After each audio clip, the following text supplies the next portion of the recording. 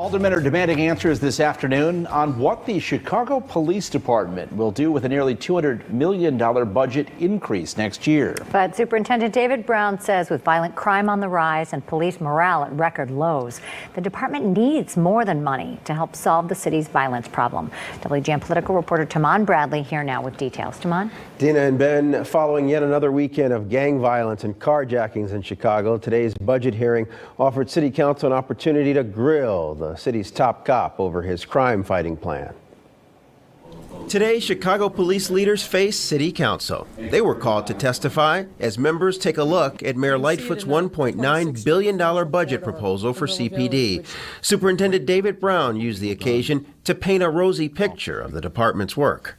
CPD, at this point this year, in 2021, have taken 9,470 illegally possessed weapons, many possessed by violent offenders, off the streets of Chicago. We've also made more carjacking-related arrests this year than in 2020. Those arrests include over 1,000 people arrested for carjacking-related offenses. Our cops are doing their jobs, and they're doing their part. But with a department facing 1,000 vacancies, the superintendent admits he needs more officers. We have to get thousands of people to take our test. Normally what happens is if we get 100 people taking our test, only about 10% ends up being hired. The budget and staffing levels were not the only concerns. CPD's ShotSpotter technology is under intense scrutiny. A recent City Inspector General report concluded ShotSpotter changes police behavior and is not an effective tool in developing evidence of gun-related crime.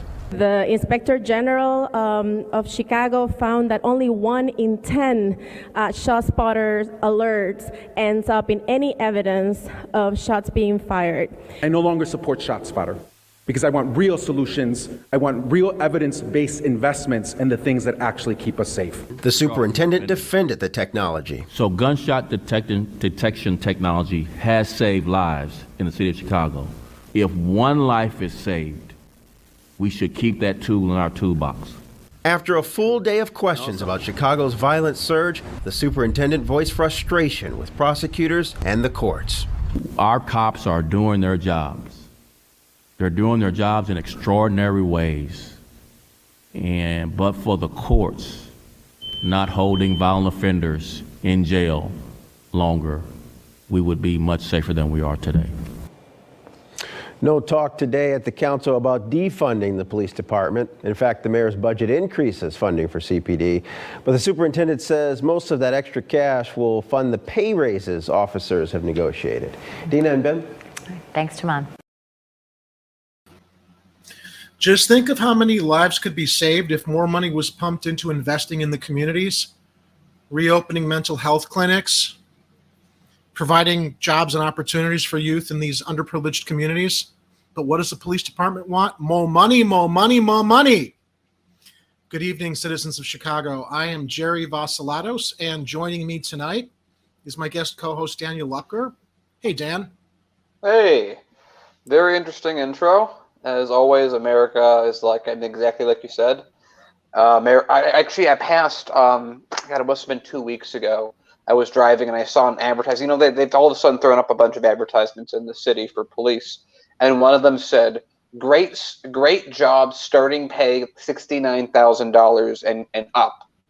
And I'm glad that they were able to negotiate a little more money for themselves with their extra budget with way less people. Yeah.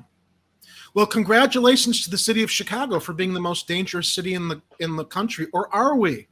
Yeah. I understand that you dug up some information otherwise.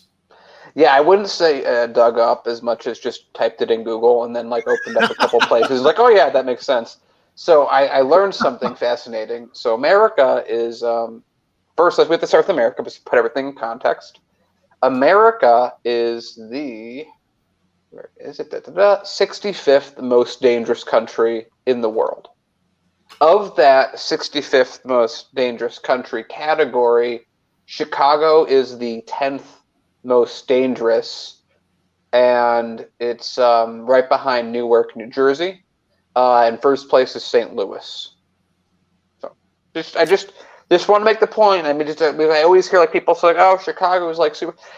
We're talking like maybe square miles of Chicago specifically. That's incredibly dangerous, and that's it's concentrated in Englewood. That's where a lot of. Well, I guess it depends which part of Englewood is the gentrified Englewood or the non-gentrified Englewood, and then you have the west side. But it's the very concentrated areas of violence, and it turns out those same areas, just by coincidence, also happen to be some of the poorest areas in the country. I don't know if there's an overlap in that. I can't tell. No, there definitely is. And of course, the biggest white-collar criminal in the country, Ken Griffin, spoke at the City Club Chicago the other day complaining that Chicago was like Afghanistan. And to Ken Griffin, if you're worried about the crime here, with your company Citadel probably not paying its fair share of taxes, I say get the F out and good riddance to you. Interesting, too, when we're talking about stats and how agendas are normally automatically glommed onto when we're talking about the danger to our police department and our officers here in Chicago. I understand that you found some other interesting stats. Yeah, so this is something that really gets to me because people say it all the time. It's just like one of those things that like it's like the Loch Ness Monster. It's like everyone's heard of the Loch Ness Monster, but has anyone ever really seen the Loch Ness Monster? Well, in this case, I always also want to pull up that there's statistics. The math exists, and I know it's funny. It's like, police. You can get through the police a record of every single bullet that they've shot in a target range. Still have amazing. Anyway, police are actually not the most dangerous job in America. They're not even close. They're actually the 22nd most dangerous job in America.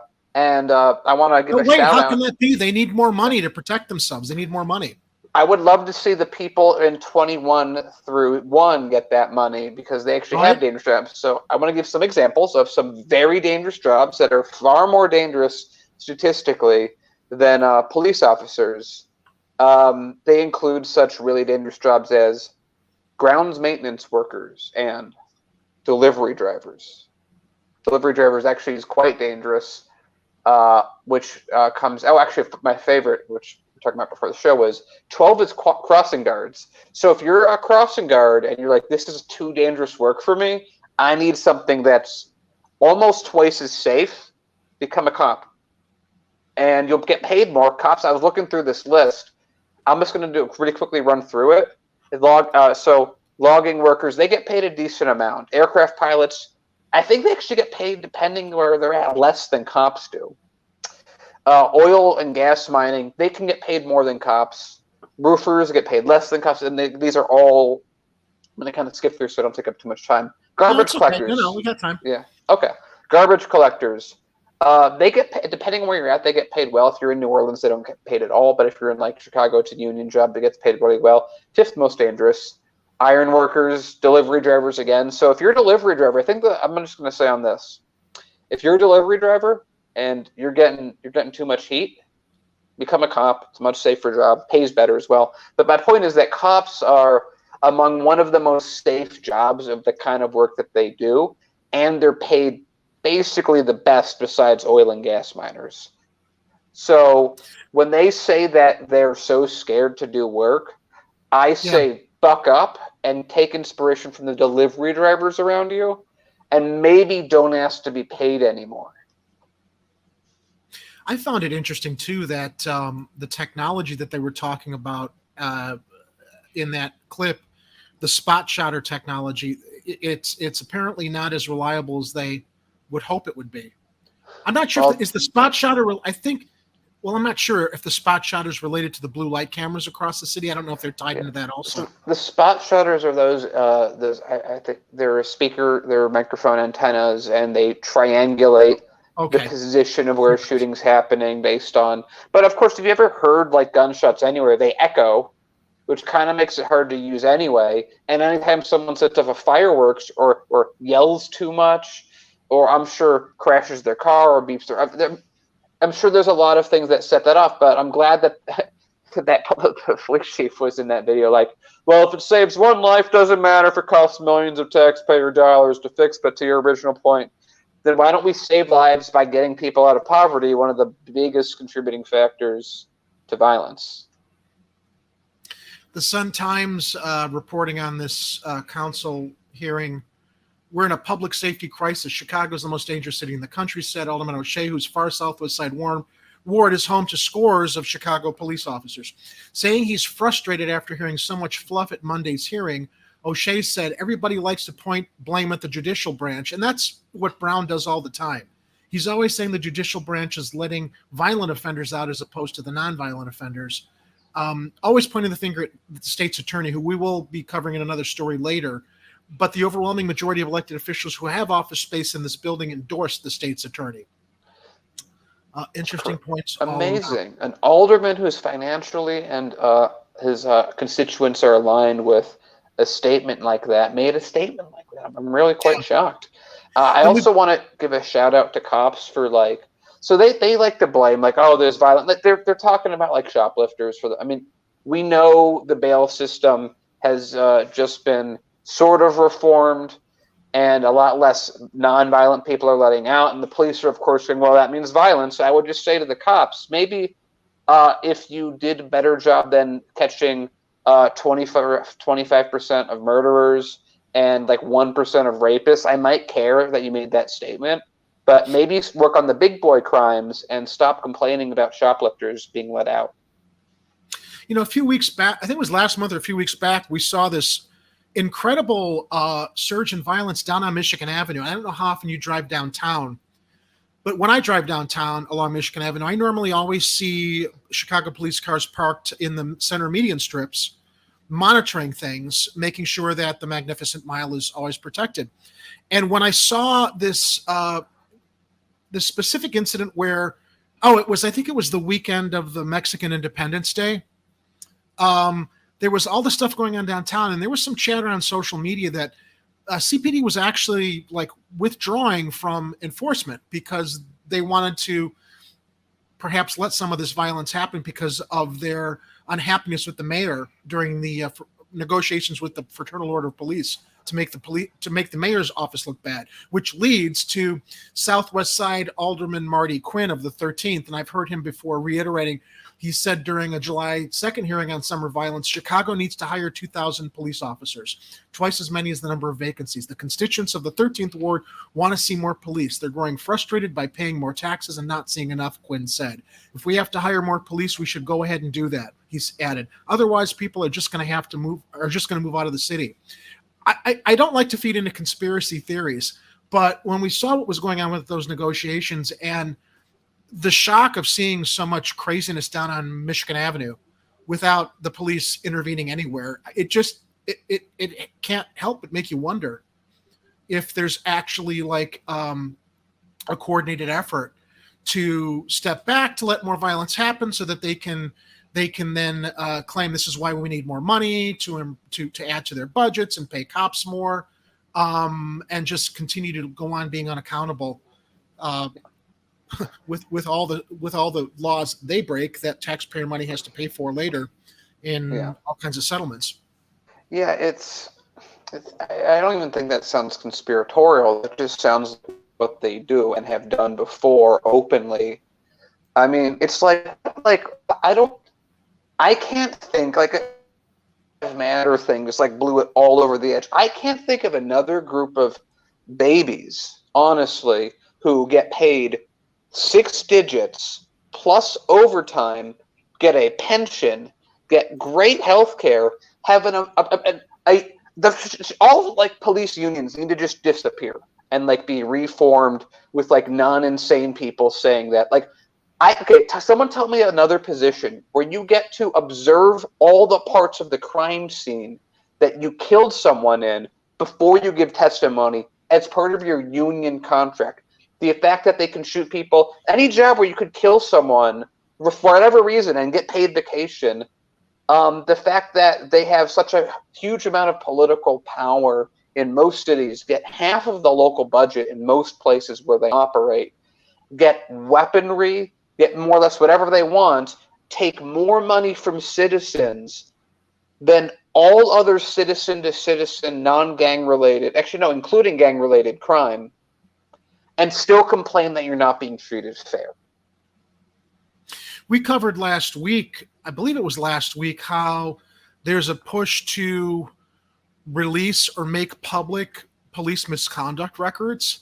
And I'm like, why aren't those public? Why is there a push to get those, make those easily available when they should just be a matter of the public record to begin with? It's even worse. If I remember, if it was, I believe it was Chicago. I know a few places did it, and I might be having it be confused with someplace else. But and then 85% sure it's within Chicago specifically that I'm talking about. Like, I think it was like 3 or 4 years ago, they deleted all misconduct records that were over 5 years old right before the rule came in that they had to save them. Of course So they did. even if they release it, it's not complete. Of course not. Covering their asses. Well, let's move on to the next story. I wanted to do an update because I had reported about this on Friday, and I guess we'll just go to the video. I'll let it run, then we can talk about it after. Okay. New details tonight in the tragedy that took the life of an Illinois State Trooper on the Dan Ryan Expressway. Tonight, sources tell NBC5 he took his own life, and we've learned about the frantic efforts to save him, including from passers-by. NBC5 win is live with new Okay, pause it real quick on that video. Yeah, give me a sec. Let me mouse over there. Anytime I see a line of 30 cop cars going, well, there goes $10,000 an hour. Yeah. And people aren't doing their job anyway. I have a lot of sympathy for this officer. This trooper. I don't know what was going on in his life that he chose this way out. And also a note, I think this past weekend there was the walk for suicide downtown, but this particular story from Channel 5 Chicago also mentions, which I think is important. If you or someone you know is at risk of suicide, please call the U.S. National Suicide Prevention Lifeline at 800-273-8255. Text HOME to 741-741 or go to speakingofsuicide.com resources for additional resources. Let me continue this report. Day and a heartbreaking day for the family of Trooper Gerald Mason and for Illinois State Police. A woman who was off duty at the time found the trooper shot in his cruiser and used his radio to call for help. A tragic discovery at 43rd and the Dan Ryan around 1:40 this afternoon. Help! Off duty! We need help! Please! Officer shot! A trooper now identified as Gerald Mason was found in his patrol car with a gunshot wound. We got a state police vehicle! We're over northbound lane! Send help, please! A swarm of state police troopers arrived on scene to try to save one of their own. Witnesses say the injured trooper was loaded into an unmarked car and rushed to the University of Chicago Medical Center. They said a state trooper was shot on 43rd, so I called my son's phone. He normally answered, but he didn't answer. Linda Mason is heartbroken and says the trooper who died was her 35-year-old son. My heart won't stop racing. That's my baby, my firstborn. I know he loved what he do, so this is what he wanted. It's his life, so it hurts though to lose him. A show of honor and respect this evening for the trooper and his family as his body was escorted from the hospital to the Cook County Medical Examiner's office. The work that these men and women do every day, it's ongoing.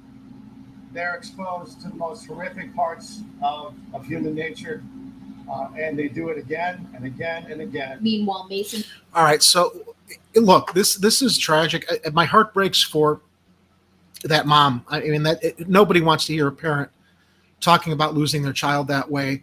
And we do send sincere condolences to the family. Interesting, though, in the live chat, dude, where's my car? Which is what I wanted to bring up in relation to this story. I thought that officer was shot by somebody. I never expected he committed suicide. There was, yes, dude, where's my car? There was quite a rush, as we reported on this last Friday, that this was identified as another expressway shooting. And Daniel and I talked about before the show how when there's an agenda to serve, it's interesting how quickly that story gets circulated until the full facts come in. In fact, there was a story many years ago. Actually, I'll pass this to you, Dan, that you reminded me of. I do remember the story of the other cop who was found dead, and take it from there. As far as how these things serve agendas. Yeah, so it's like we were talking about a previous case from a while back where something similar happened. All the cop was malicious and radioed, "Oh, it's like 3 black guys are chasing me," before he shot himself. who in turn was embezzling. So I actually was just pulling this up. I thought this was interesting because this is something that isn't talked about, which I think should be talked about with police, and it sort of goes into like how just terrible, like, it's like the never-ending war situation where police commit suicide more than almost any other job profession. Like I said, it's actually a pretty sick. I think they literally put in here, a cop is times more likely to kill themselves than to be shot. I think that says a lot. I think that says a lot about the job and how it must feel to like be in a job that, like, I'm sure that they feel like we're not doing anything. There's got to be a lot of hopelessness. I mean, we're very critical of the bad cops in Chicago, okay?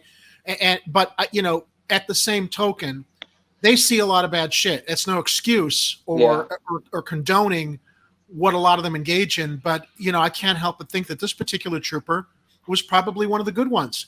I mean, when you're faced with this system where nothing is changing, and as his mother said, all the stuff that he was seeing, it's there are two sides to what's going on, and we have to, I think, have a little bit of sensitivity towards it.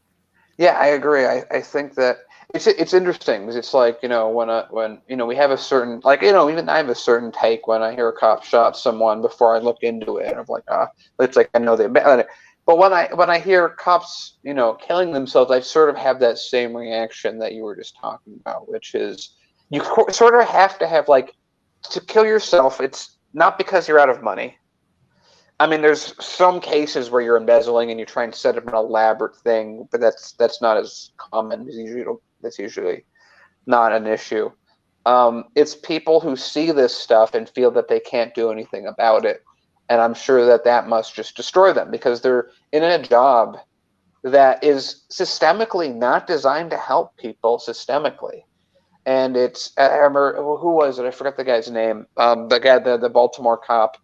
I forget his name off the top of my head, but he was talking about how he looked at some of the older crime blotters or whatever. He was a cop in Baltimore, and he was looking at some older crime, and he was looking at the area, the beat that he was in, and he looked like 30 years ago, same exact crime, same exact rate, nothing changes. So if you're a cop, you're getting paid a lot of money not to help people, because if you were helping people at a grand level, people would be a lot nicer to police kind of as a natural byproduct, and police would be, a lot of things would be seen as much more positive, and crime statistics would be improving, not maintaining as they are. Yeah. Art Medina in the live chat makes a very good point. We pretty much ask cops and soldiers to go out and deal with the bullshit we're never prepared for or to deal with, and then we never ever support them fully due to our moral compass. Yeah, I think that, like, we've talked about this before. I think that cops are there's too much. First of all, we're just throwing money at a problem and not doing it smartly. So we're reacting instead of it's reactive instead of preventative. Yeah. How the distribution of money is going out. Yeah, we should have. Here's what we should do: have, first of all, disengage cops from revenue generation. That's a really terrible set of circumstances. I don't know if someone talked about having civilians do traffic stops and traffic tickets. And then I remember some cop was like, well, what if they drive away? It's like, okay, we have pictures of their license plate. Yeah, we can work with that. We have cameras. Why escalate? And then, have hire a ton more. You know what would really help? Open back up mental health facilities that were closed. I don't know. Help people get out of poverty, as that's the number one driving factor in what we're dealing with. Cops should be like 5 different jobs that are more specialized. Cops should be like on top, kind of like acting as support for like all the other roles that we really need. Maybe helping out, joining in with a few of them, but like they should not be on the front line. I mean, again, it's not that dangerous a job. It's not like cops are walking and they're getting shot everywhere. And part of the reason people act so aggressively, to a degree, not entirely, is because they know the cops armed, and they know that I feel like that this person who killed themselves, if they were in a position where they weren't in front of kind of the worst of humanity every day with no real ability to change it, they were maybe in supportive roles with social workers, or they were called in almost like SWAT in a sort of way, but kind of not SWAT, and called in as needed when things are out of hand and someone else can't deal with it. We don't have enough negotiators. Cops are supposed to be negotiator extraordinaires, lawyers that have no training and don't know the law most of the time. People with guns, it's a job that's of course going to fail. Absolutely. Also, pay your detectives. Yeah. On the rush to identifying this as an expressway shooting, I had come across another comment, I think it was over the weekend, where in relation to expressway shootings and carjackings, why are we seeing such a surge in carjackings across Chicago? Why do you think? I would say people. Well, first of all, I think with the pandemic in general, there are just less people using their cars. I think generally people are just out of money. Well, okay, that could be a point, but carjackings are people are stealing cars to commit crimes with those cars, so they can't be identified. Is what this young woman, I guess, who was charged with a carjacking. And when we were talking in previous shows about how the state is going to be putting these cameras on the expressways to photograph license plates, do people really think people who are going to be committing crimes on the expressways are going to be using their own cars? Those license plates might help identify a lot of stolen vehicles, but they're never going to find the actual perpetrators. I would say they're going to do a good job of bringing in revenue. Ultimately, yeah. They've told us that's not what the cameras are for, and I always parse that with yet, because ultimately I'm sure that's exactly how they're going to be used. Once the pictures that they take of all the license plates don't actually lead to the snipers or perpetrators committing crimes on the expressways, so they're going to squeeze out what they can from that investment eventually. And by the way, it's like also how many dollars are we spending to put in a program that's really not going to have that much effect again? Yeah. Yep. So from Word Deer Entertainment, hey, Jerry, you lose your razor, you rebel, you. I knew someone was going to make a comment about the fact I didn't make time to clean up for tonight's show. So I promise I will be better groomed for Friday. I was just running around, getting the